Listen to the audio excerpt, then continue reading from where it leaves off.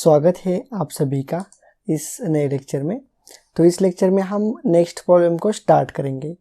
Example number 3, a rectangular pier 1000 mm by 1500 mm is subjected to a compressive load of 500 kN with an eccentricity of 250 mm along the axis bisecting 1000 mm side.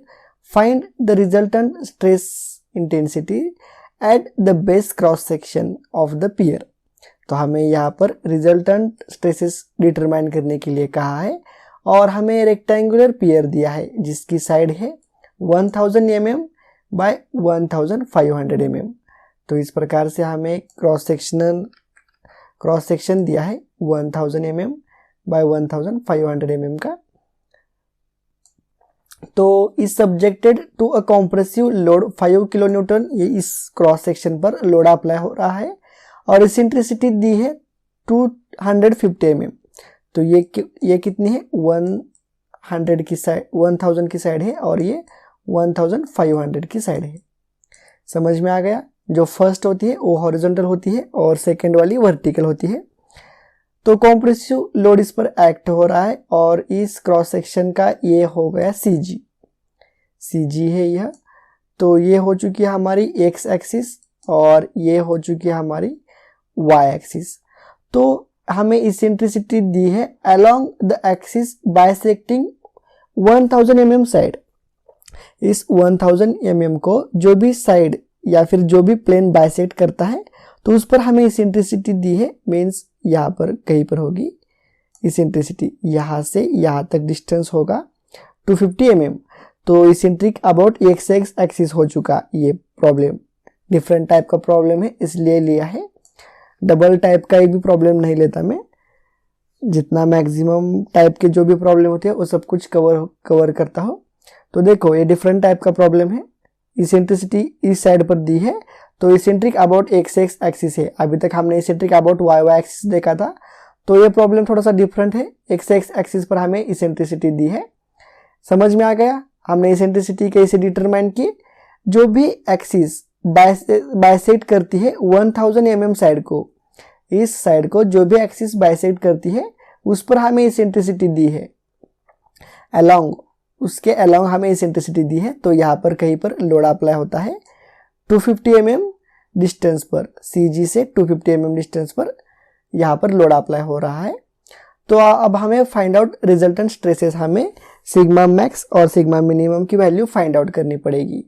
तो इस side पर sigma max होगा और इस side पर sigma minimum होगा। समझ में आ गया आपको। अभी तक हमने 2-3 प्रॉब्लम सॉल्व किए हैं। तो जिस साइड पर लोड होता है वहाँ पर सिग्मा मैक्स होता है, यहाँ पर सिग्मा मैक्स और यहाँ पर सिग्मा मिनिमम होता है यहाँ पर। तो चलो अब हम सॉल्व करते हैं। तो अब हमें और एक और बात, यहाँ पर सेक्शन मॉडुलस निकालना है। तो हम ZX एक्सिस का सेक्शन मॉडुलस निकालेंगे। तो सेक्शन मॉडुलस का फॉर्मूला क्या होता है, BD² डिवाइडेड बाय 6। तो यहाँ पर आप देख सकते हो यहाँ पर, या फिर मैंने सिंपल सी ट्रिक आपको एक्सप्लेन की है। हमें x एक्सिस का सेक्शन मॉडुलस निकालना है। तो ये रही हमारी x एक्सिस। तो ये जो एक्सिस जिस साइड को बाइसेक्ट करती है, तो ये x एक्सिस बाइसेक्ट किस साइड को कर रही है, 1500 mm को बाइसेक्ट कर रही है। तो इसका स्क्वायर हो जाता है। तो देखो अगर आपको फॉर्मूला पता भी नहीं है तब क्या होगा, फॉर्मूला क्या आ जाएगा 1000 इंटू 1500 स्क्वायर डिवाइडेड बाय 6। समझ में आ गया, BD² डिवाइडेड बाय 6। तो ये रहा फॉर्मूला। जिसे भी हम मॉडुलस निकाल रहे हैं ना, जिस भी एक्सिस का हमें सेक्शन मॉडुलस निकालना है तो वो एक्सिस जिसको बाइसेक्ट करती है उसका स्क्वायर लेना पड़ेगा हमको। ये मैंने ऑलरेडी ट्रिक मैंने पिछले 2 लेक्चर में भी आपको एक्सप्लेन की है। अगर ये ट्रिक आपको अच्छी लगती है तो प्लीज़ आप मुझे कमेंट करके भी बता सकते हैं। तो चलो अब हम प्रॉब्लम को सॉल्व करते हैं और ZX किस प्रकार से निकालते हैं ये हम बाद में भी डिस्कस करेंगे। तो यहाँ पर हमने प्रॉब्लम पूरा का पूरा रीड आउट किया है। तो सॉल्यूशन देखते हैं हम। Given data B is equal to 1000 mm और D is equal to 1500 mm। हमें साइज दी है यहाँ पर, उसके बाद लोड दिया है 500 किलो न्यूटन यानी कि 500 इंटू 10⁻³ न्यूटन, और इसेंट्रिसिटी दी है 250 mm। तो इस प्रकार से आप क्रॉस सेक्शन निकाल सकते हो। मैंने आपको निकालने के लिए कहा, निकाल कर दिखाया था।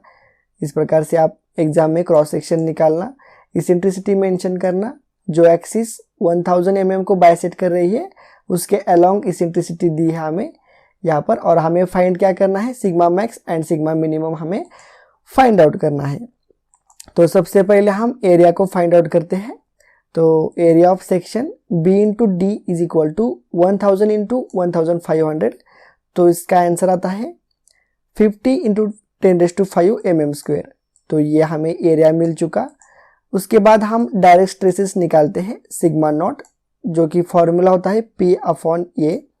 तो P हमें दिया है लोड 500 किलो न्यूटन दिया है, तो 500 इंटू 10⁻³, तो यहाँ पर न्यूटन में आता है। P लेते समय न्यूटन में लेना और एरिया mm² में। तो एरिया तो हमें मालूम है 15 इंटू 10⁵ यहाँ पर आ चुका है। तो इस सभी का कैलकुलेशन करके हमारे पास आंसर आता है 0.33 न्यूटन पर mm²। तो हमें सिग्मा नॉट की वैल्यू मिल चुकी है। अब हम सेक्शन मॉडुलस निकालते हैं। The load is eccentric with respect to x axis. Load जो भी है वो इसेंट्रिक अबाउट x एक्सिस है, इसलिए हम सेक्शन मॉडुलस जो भी है वो हम x एक्सिस का ही निकालेंगे। So we have to consider z तो z एक्सिस का फॉर्मूला क्या होता है, BD² डिवाइडेड बाय 6। तो मैं आपको यहाँ पर एक्सप्लेन करना चाहूँगा एक और बार ट्रिक हमारी। अगर आपको इस फॉर्मूले में,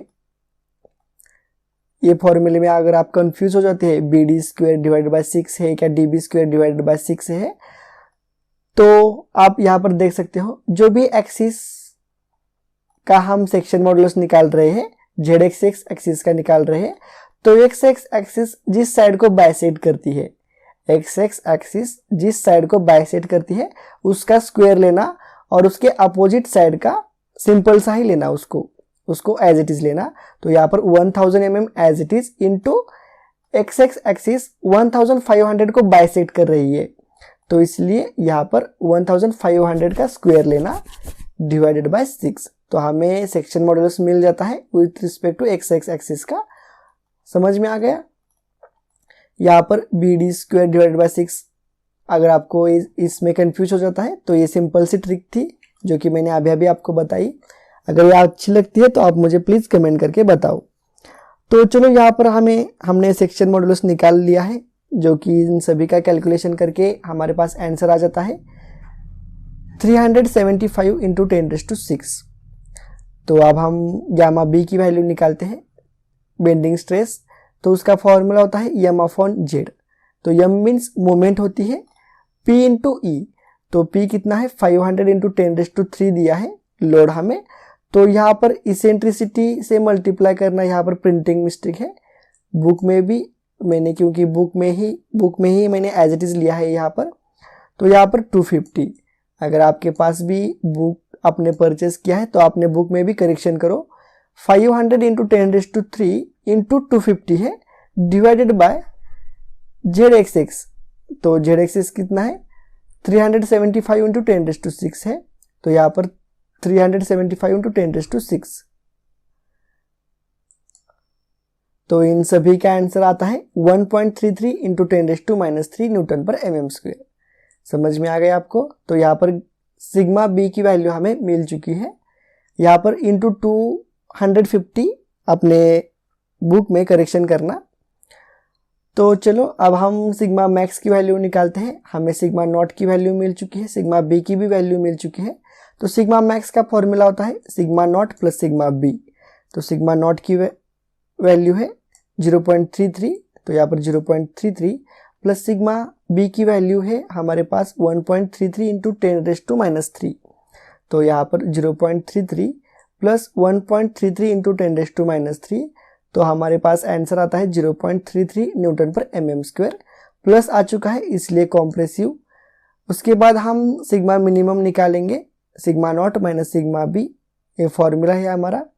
तो 0.33 माइनस 1.33 इंटू 10⁻³ तो हमारे पास आंसर आता है 0.33 न्यूटन पर mm स्क्वायर, जो कि प्लस में आ चुका है, इसलिए कॉम्प्रेसिव है ये भी। तो यहाँ पर हमने सिग्मा मैक्स और सिग्मा मिनिमम की वैल्यू हमने यहाँ पर निकाली है, जो कि आई है 0.33 इंटू 0.33। तो सिग्मा मैक्स की वैल्यू कहाँ पर होगी, इस साइड BC, यहाँ पर लोड अप्लाई है तो इसलिए यहाँ पर सिग्मा मैक्स होगा, और सिग्मा मिनिमम की वैल्यू AD यहाँ पर इसके अपोजिट है। तो इसकी स्ट्रेस डिस्ट्रीब्यूशन डायग्राम इस प्रकार से आ जाती है। देखो ये हो चुकी है हमारी बेस लाइन, इसके नीचे कॉम्प्रेशन होता है, इसके ऊपर टेंशन होता है। Both sigma max and sigma minimum की वैल्यू पॉजिटिव आ चुकी है 0.33। तो यहाँ पर सिग्मा मैक्स होता है, तो यहाँ पर सिग्मा मैक्स की वैल्यू 0.33 यहाँ पर कंसिडर करते हैं, और सिग्मा मिनिमम की भी वैल्यू सेम ही है 0.33। तो इन 2 पॉइंट्स को हम जोड़ देते हैं और इसके बीच में प्लस साइन। तो ये रही हमारी स्ट्रेस डिस्ट्रीब्यूशन डायग्राम, समझ में आ गई।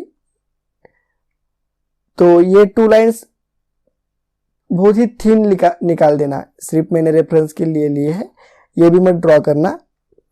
एक्चुअल में आपकी डायग्राम इस प्रकार से दिखाई देगी बाद में। ये देखो यहाँ से यहाँ तक इस प्रकार से डायग्राम दिखाई देनी चाहिए। प्लस यहाँ पर आप सिग्मा मैक्स लिख सकते हो, यहाँ पर सिग्मा मिनिमम। तो ये हो चुकी है स्ट्रेस डिस्ट्रीब्यूशन डायग्राम। तो यहाँ पर ये प्रॉब्लम जो भी है वो कंप्लीटली सॉल्व हो चुका है, समझ में आ गया। सिर्फ यहाँ पर eccentric about x axis determine करना ही मीन्स इतना ही कंफ्यूज होते हैं यहाँ पर कि eccentricity with respect to x axis है या वाई एक्सिस है, और उसके बाद सेक्शन मॉडुलस निकालते समय भी कंफ्यूज हो जाते हैं। तो एक आसान सी ट्रिक है, समझ में आ गई। तो यहाँ पर हमारा प्रॉब्लम कंप्लीट हो जाता है। अगर ये लेक्चर आपको अच्छा लगा है तो प्लीज़ लाइक करो, शेयर करो और चैनल को सब्सक्राइब भी करो। तो चलो अब हम मिलते हैं नेक्स्ट लेक्चर में, हम नेक्स्ट प्रॉब्लम को स्टार्ट करेंगे।